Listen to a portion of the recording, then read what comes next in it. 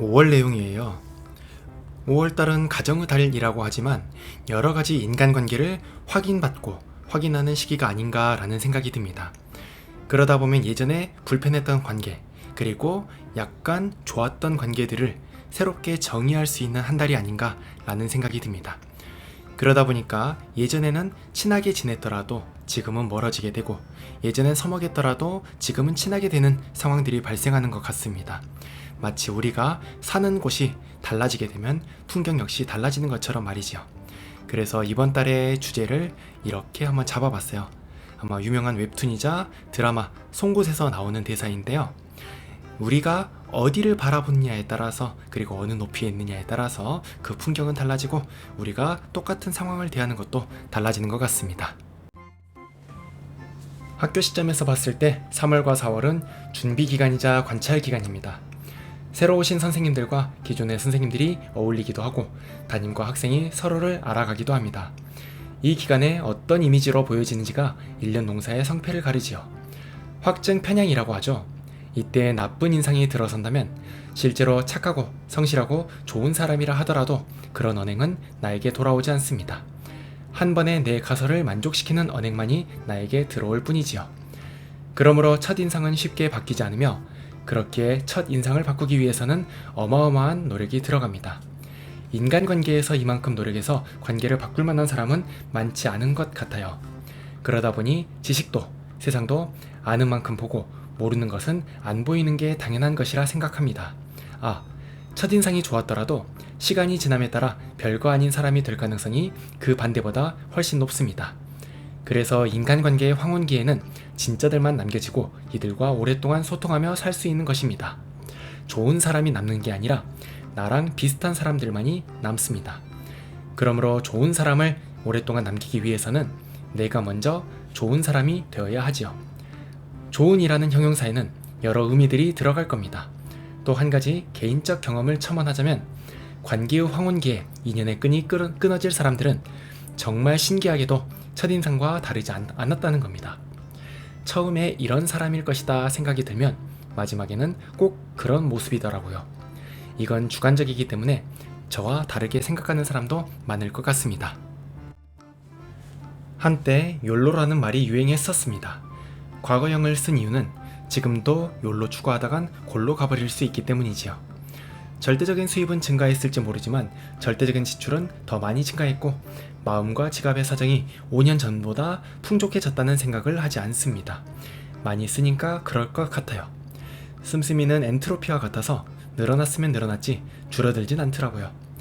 그래서 좋은 직장을 구하고 그에 걸맞는 능력을 갖춘 사람이 되어야 이 사회에서 1인분을 할 수 있을 것 같아요. 과거의 업이 청산되지 못하여 지금의 고통과 번뇌가 된다는 불교적 세계관도 있고, 선한 마음을 실행하며 신을 섬긴다면 내세의 평안을 얻을 수 있다는 기독교적 세계관도 있지요. 이처럼 종교마다 삶을 바라보는 방식은 다르겠지만 지금의 삶 이유가 있을지도 모르겠고, 설령 있다 하더라도 우리가 의식할 수 있을지도 모르겠습니다. 그저 오늘을, 지금을 잘 살아가는 것이 삶을 받아들이는 최선일 것 같습니다. 모 의사 선생님도 그러시잖아요. 우리의 의식이 과거로, 미래로 멀리 갈수록 불행해진다고요. 그 말에 참 공감이 되었습니다. 지금을 살아야 합니다. 잘 살아야 하는데 잘 사는 것이 무엇인지 모르겠다면 치열하게 살면 됩니다. 몸과 마음에 무리가 안 가는 선에서 말이지요. 어쨌든 우리는 인생이라는 바다에서 항해를 하고 있습니다. 태어났을 때는 육지에서 막 출항한 시점이라 삶의 모습이 그리 다르지 않습니다. 그리고 삶을 마무리할 때도 다시 육지로 돌아가는 모습이기 때문에 삶이 그리 다르진 않습니다. 육지로 돌아간다는 큰 틀에서만 말이지요. 어느 항구로 들어가느냐는 삶의 궤적에 따라 참 많이 달라집니다. 어느 항구가 맞다 틀리다 할 수는 없습니다. 개인의 선택은 존중되어야 하니까요. 가끔 국가적 필요에 의해 개인의 선택이 존중되지 않는 때도 있습니다. 전쟁에 징병된다든지, 국토 개발을 위해 황무지에 이주한다든지, 중병을 앓고 있어 강제로 입원을 해야 한다든지 하는 상황은 발생하겠지만 사회마다 그 맥락이 다르기 때문에 이런 상황들은 수기를 거쳐 구성원들의 합의를 도출해야 한다 생각합니다. 아주 가끔은 말이죠. 또 이런 생각도 듭니다. 삶의 마무리 시점을 스스로 정할 수 있다는 것도 축복이라고 생각합니다. 물론 극단적 선택은 해당되지 않고요. 정신적으로도 경제적으로도 몰린 상태에서 삶의 마무리를 당한 거니까요. 이쯤이면 나쁘지 않게 살았다. 나머지 삶은 덤이구나. 그러므로 나를 위해서, 다른 이를 위해서 귀하게 살아야겠다 생각이 든다면 그것만으로도 참 잘 살았다 말할 수 있을 것입니다. 밑밥이 너무 길었네요. 자아를 갖고 우리의 삶을 스스로 일궈나가는 항해를 생각해 봅시다. 어디가 앞이고 어디가 뒤일까요? 우리가 나아가는 방향이 앞일 것입니다. 그리고 그 방향은 항해자마다 다를 것입니다.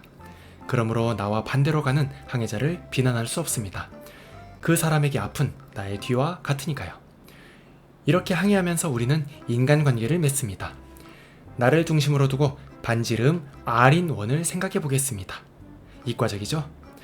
수학적으로 한번 인간관계를 풀어보겠습니다. 자, R인1을 생각해 본다면 그 안에 들어오는 항해자들이 나의 인간관계라고 정의해 보겠습니다. 그러면 내가 많은 인간관계를 맺기 위해서는 두 가지가 필요합니다. 많은 사람들과 비슷한 속도로 움직여야 하고 나의 반지름 R을 키워야 합니다.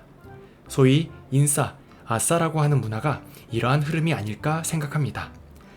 SNS나 커뮤니티, 매체 등을 통해 어떤 방향으로 문화가 흘러가는지 캐치하고 모임 등으로 나를 여러 번 노출시켜 반지름을 키우면 인싸가 될 수 있습니다. 타고난 성향으로 노력의 성패는 알 수 없겠지만 말이죠. 하지만 그렇게 평생 살 수는 없습니다. 나의 목표와 과업들이 분명 존재하기 때문이지요. 그리고 대부분은 끊어질 수 없는 인간관계, 가족과 같은 그런 것들을 가지고 있기 때문에 항해의 방향은 다를 수밖에 없습니다. 가령 북쪽으로 가다가 동쪽으로 틀 수도 있고 나의 반지름을 줄여야 하는 상황도 발생하지요. 지금까지 나의 인간관계였던 사람이 원을 벗어납니다. 그리고 경계에 있는 사람들의 비율도 늘어납니다. 보통은 거기에서 스트레스를 받고 자기 역량 이상의 노력을 합니다. 하지만 상황이 달라지고 마음이 떠나기 직전인데 노력을 한다고 해서 달라지기란 어렵습니다. 불가능하진 않는데 투입한 노력에 비한 산출이 보잘것 없어집니다. 그러면 자신을 책망하고 더 노력하고 인간관계는 틀어지고 등등 악순환이 지속될 수 있습니다. 대부분의 사람들은 몇 번 시도해보다 안되면 다른 방법을 찾고 건강한 삶을 지속합니다. 새로운 방향으로 항해하다 보면 분명 가까워지는 사람이 생깁니다. 우리는 그런 사람들과 새로운 인간관계를 맺습니다. 멀어지는 사람도 있겠죠. 그런데 가까워진다고 해서 우리 이제부터 친구다 선언하지 않듯 멀어진다고 해서 우리 오늘부터 절교다 손질이다 말하지 않습니다. 저도 종종 사용했습니다만 어느 순간부터는 굳이 표현해야 하나 싶긴 합니다. 애매한 것은 언어로 정의하지 않아야 합니다. 지난번에 이야기했었나?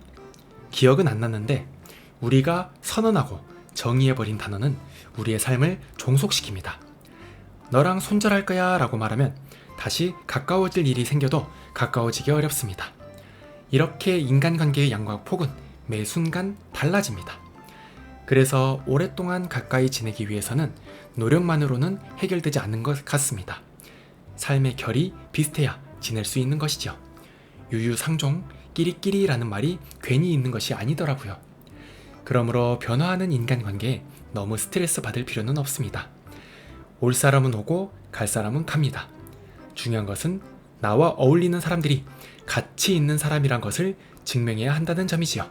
그러기 위해서는 내가 먼저 좋은 사람이 되어야 합니다. 5월은 행사들이 참 많습니다. 돈 나갈 때도 많고 인사드릴 곳도 많고 자기 개발보다는 외부 활동이 주가 되는 한 달입니다. 학교에 있다 보니 15일도 신경이 쓰이더라고요. 연락해주는 친구들에게 감사해야 하는 날이지만 그럴 수도 있거든요. 작년까지 연락 잘했는데 올해 연락이 안 온다. 그럼 바쁜가 보다 싶지만 한편으로는 섭섭하기도 하죠. 마음의 여유가 없기 때문이라 짐작은 하지만 학교라는 울타리를 떠나다 보니 선생님이라는 존재가 우리가 생각하는 것보다 희미해져 가는구나 하는 생각도 들어요. 어쩌면 20이 넘어가면 교수님, 사장님에게 최선을 다해야 하거든요. 자신의 목줄을 잡고 있는 존재들에게 말이죠. 10대 때는 그 목줄이 우리들에게 잡혀 있었지만 스물의 그네들에게는 또 다른 주인들이 있겠죠. 학점이라든지 월급이라든지 다른 무언가라든지 말이지요. 그래서 오랫동안 연락을 하는 친구들은 아주 공부를 잘하지 않았거나 아주 공부를 못하지 않았거나 하는 녀석들이에요. 공부를 잘했던 녀석들은 이미 제 바운더리 바깥으로 나가 있어요. 셀프 컨트롤도 잘 돼서 어떤 프로젝트의 성취가 자기 덕인지 자기 탓인지를 잘 알아요. 다른 사람의 도움이 보이지 않는 상태랄까? 내가 잘 하니까 라고 생각하다 보니 솔직히 잘 모르는 것 같아요. 시골에서 10여 년 가까이 있어 보면서 느낀 생각이긴 한데 정말 압도적으로 잘한다, 대단하다 느낀 녀석은 딱 한 명이었어요. 그 외에는 솔직히 그때의 저보다 지적 능력은 떨어집니다. 초등학교 때는 음악으로 광역대회에서 입상하고 고등학교 때는 수학으로 학교대회에서 1위를 했었던 제 자랑이 약간 섞여 있지요. 저 때는 교대, 사범대가 성적 인플레가 엄청 높아서 반에서 1, 2등이 사범대를 가는 그런 상황이었어요. 오히려 경기도 있을 때 엄청났던 녀석들, 그때 만났던 애들은 지금도 연락하고 지금도 엄청납니다. 자, 아무튼 어설프게 잘했다 우쭈쭈 받았던 애들은 20대의 풍경에 취해 과거를 흑역사로 치부하고 자신의 부족함을 인정하지 않지요. 사실 저도 이런 생각을 가지고 있지만 그래서 많은 사람을 만나고 경험하며 넓은 세상을 보려 노력하고 있답니다. 이 친구들도 저보다는 더 빨리 세상을 경험하고 자기 스승님들을 찾았으면 좋겠습니다. 담임을 하다 보면 5월에 축하를 받게 되는데요. 사실 이러한 행사와 활동들이 좀 민망합니다. 그렇잖아요. 두어 달 봤는데 스승의 은혜니 감사합니다 라는지 이런 인사를 받을 입장이 아니거든요. 그저 내가 그 위치에 있기 때문에 받는 건데 여간 부끄러운 게 아닙니다. 더 잘해야겠다는 생각도 들지요. 그런데 고등학교에 있다 보니 이것은 학생부를 잘 써라 라는 무언의 압박이기도 합니다. 애들과 저 사이에는 거래가 끝나야 진짜 모습을 드러내거든요. 이런 청탁의 느낌도 받다 보니까 그런 행사를 안 했으면 좋겠지만 또 옆반에서 하고 있으면 저도 하고 싶거든요. 이렇게 하면서 애들이 하루 정도는 놀기도 하고 그래서 이 시점에 여러 감정들이 들곤 한답니다. 감사해야 할 녀석들은 조용하고 아직 해준 게 없는 친구들은 감사를 표하고 인풋과 아웃풋이 시점이 일치하는 경우는 세상사에 드문 것 같아요. 하다 보면 일만 하는 사람이 있고 또 보상만 받는 사람이 있듯이 말이죠. 잘하면서도 욕을 먹는 경우도 있고 일을 안 하면서 칭찬을 받는 경우도 있고 세상의 일들은 그 사이에 어딘가가 아닌가 하는 생각이 듭니다. 앞의 이야기랑 이어지는 것 같아요. 인간관계가 무한할 수 없기에 현재의 삶과 사람에 충실해야 하는 것, 모두가 지키려고 노력하지만 쉽게 지켜질 수 없는 것이지요. 변화하는 인간관계의 속도보다 사람의 인식이 느리기 때문에 그 차이는 갈등과 스트레스라는 이름으로 드러난답니다. 파벌과 따돌림 등도 위에서 말한 확증 편향과 더불어 인간관계의 변화 속도 차이로 설명해 볼 수 있을 것 같아요. 교사도 학교 내에서 인간관계를 갖습니다. 친한 선생님들이 있기 마련이죠. 광역자치단체 세 구역에서 저는 근무해봤지만 경기도에서 인간관계로 가장 적은 스트레스를 받았던 것 같습니다. 사람이 워낙 많기 때문에 선생님들 유형도 다르고 친하고 소하다 하더라도 그 사람의 특성으로 인정해줬던 것 같아요. 저는 멀리서 와서 그런지 다행히도 잘 끼워주더라고요. 그래서 그때의 선생님에게 지금도 감사하고 있답니다. 작년까지 친했던 선생님들과 같이 근무해본다고 해봅시다. 두 가지 경우가 만들어지는데요. 여전히 친한 경우에는 즐거운 추억도 쌓고 일도 신나게 할 수 있습니다. 3년째 같이 근무한다면 아마 문제가 생길 것입니다. 공립학교는 선생님들의 전입과 전출이 잦죠. 그래서 2년 반쯤 지나고 친한 선생님들끼리 어울린다면 새로 오신 선생님들은 이 그룹으로의 진입이 어렵습니다. 그래서 한쪽 그룹이 만들어지고 여기에 들어오지 못하는 신규 그룹이 만들어집니다. 처음에는 대면대면해서 업무 교류가 적지만 그룹이 만들어진 느낌이 들면 알게 모르게 적대시하는 분위기가 형성될 수 있지요. 정보 공유도 적고 성과가 되고 돈이 될 만한 일은 자기 사람들과만 하게 됩니다. 본인은 원하지 않았지만 어느 정도 파벌은 만들어지고 학교는 A라는 기존 그룹, B라는 신규 그룹, C라는 회색지대로 나누어지게 됩니다. 관리자 입장에서 세 그룹에 따로 지시를 해버린다면 학교는 화합할 수 없습니다. 전입과 전출 인원이 생기면 그에 맞게 인간관계를 바꿔야 하는데 인간은 새로운 관계 맺기를 두려워하므로 인간관계 변화의 속도는 조직 변화의 속도보다 느립니다. 다른 경우는 기존 선생님들과 서먹해지는 경우입니다. 같은 부서에서 일하더라도 주변 인물들이 달라질 수 있고 다른 부서에서 일하면 스케줄이 맞지 않아집니다. 그래서 전보다는 대화할 시간이 줄어들고 인간관계가 이해관계가 됩니다. 예전에 나누었던 스몰 토크는 쓸데없는 대화가 돼버리고 업무에 필요한 말 이외에는 하지 않게 됩니다. 저도 이런 관계를 경험했기 때문에 나이가 같더라도 또는 나이가 어리더라도 같은 선생님들에게 말을 낮춰서 하진 않습니다. 말을 놓았다가 멀어져 버리면 그만큼 어색할 수가 없더라고요. 사는 곳이 달라졌기에 풍경이 달라져야 하고 새로운 인간관계를 맺어야 합니다.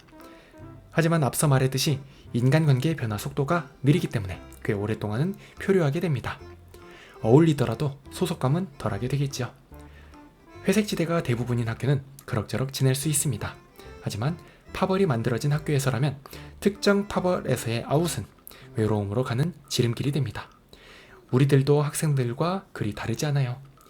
교사의 수준이 학생과 동화되어서이기도 하지만 다른 직장도 비슷할 겁니다. 다른 사람과의 친하고 멀어짐은 매 순간 달라집니다. 이것을 인정하고 새로운 인연을 만들기도 기존 인연과 멀어지기도 해야 하지요. 다만 멀어지겠다고 선언을 할 필요는 없습니다. 영원히 안 볼 사람이 아니라면 희미해져 있더라도 한 번은 보거나 도움을 받을 일이 생깁니다. 그래서 시절 인연이라는 말이 참 좋은 것 같습니다. 그 시절에 대한 긍정이자 인간관계의 유연함을 표현하는 말이라 생각되거든요. 긴 이야기 주절거렸는데 오랜 기간 동안 들어주셔서 감사합니다. 다음 시리즈로 만나 뵙겠습니다.